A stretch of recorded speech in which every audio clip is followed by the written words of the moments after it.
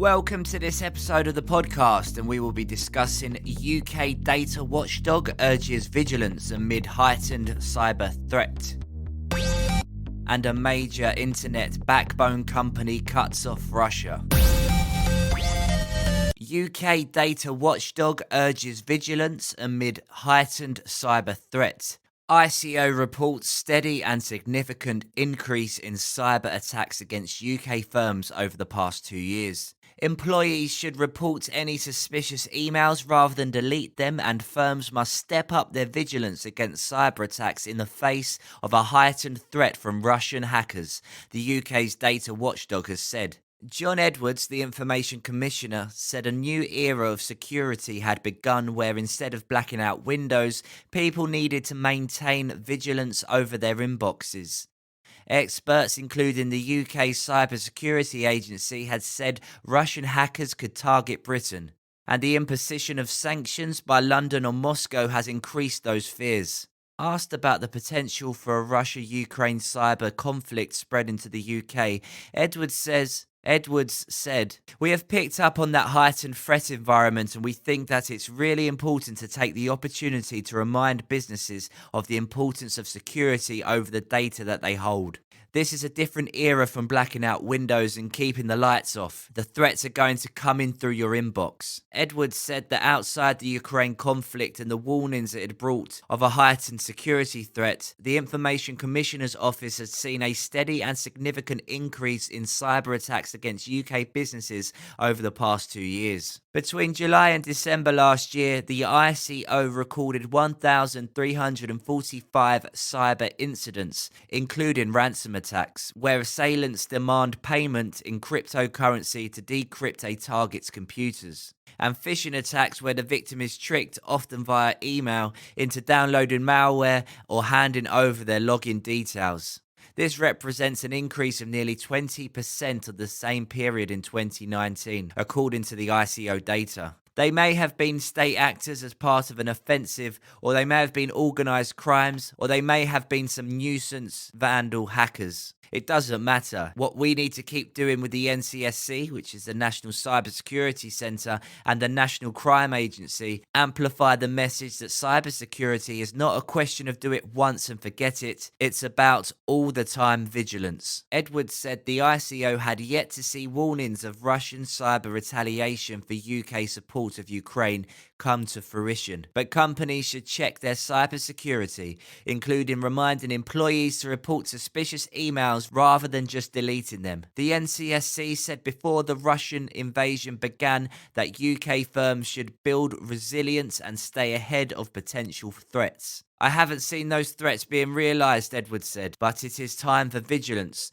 for checking security settings and making sure those servers are patched and up to date, reminding staff of basic email hygiene and of skepticism to phishing attacks, and of the need to not just curl your lip and hit delete, but notify your IT department and get these things blocked so one of your colleagues doesn't inadvertently open the organisation to a vulnerability." Edwards, who was New Zealand's Privacy Commissioner before moving to the UK, said companies could be exposed to penalties which can include multi-million-pound fines if they did not take adequate measures against cyber attacks. The ICO's remit is to help ensure organisations protect people's data while enforcing data protection regulations. If it's the equivalent of leaving the front door open with a whole lot of other people's stuff inside, really for anyone to walk away with, then we'll maybe look at the regulatory options that we have and the penalties that are available, Edwards said. And that article is from The Guardian. A major internet backbone company cuts off Russia. Russia's war of choice against Ukraine drew global attention this week, with Russian President Vladimir Putin continuing to escalate the conflict as United States and Europe move to drastically isolate the Kremlin. Though the front lines of battle have not been digital, Ukraine emphasized this week that Russia is pummeling the embattled country's computer networks with hacking attempts. After years of such activity, Ukrainian internet infrastructure is resilient, and the Ukrainian government is also experimenting with the formation of a volunteer IT army to organize recruits from all over the world for its cause. Ukrainians have been relying on the messaging platform Telegram to get much of their news and official government updates about the situation. And hacktivists have been attempting to make their mark in the conflict as well, though their actions are often dwarfed by the reality of kinetic war. US internet infrastructure company Cogent Communications said on Friday that it is ending its relationships with Russian customers, including the state-owned Russian telecoms Rostelecom and Transtelecom. The global internet is interdependent, and Russia has other backbone providers besides Cogent to stay connected to the world, but the company is one of the biggest. Cogent said it weighed the risk that some people in Russia will lose global connectivity against the possibility that the Russian government will benefit from Cogent's service in mounting disinformation campaigns and hacks against Ukrainian targets. Our goal is not to hurt anyone, it's just to not empower the Russian government to have any other tool in their war chest, Cogent CEO Dave Schaefer told the Washington Post.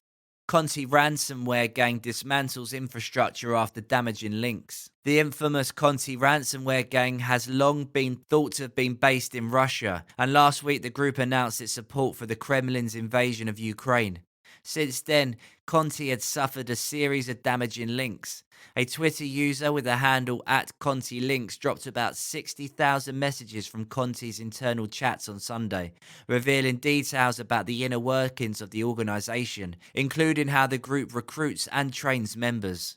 Then @ContiLinks published a second trove that included more than 100,000 more internal messages and files related to accessing the group's application programming interfaces and source code.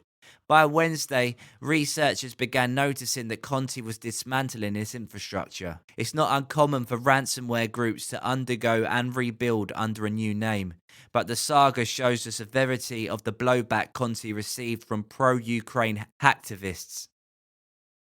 And that's all from this week's podcast. I'll see you next week.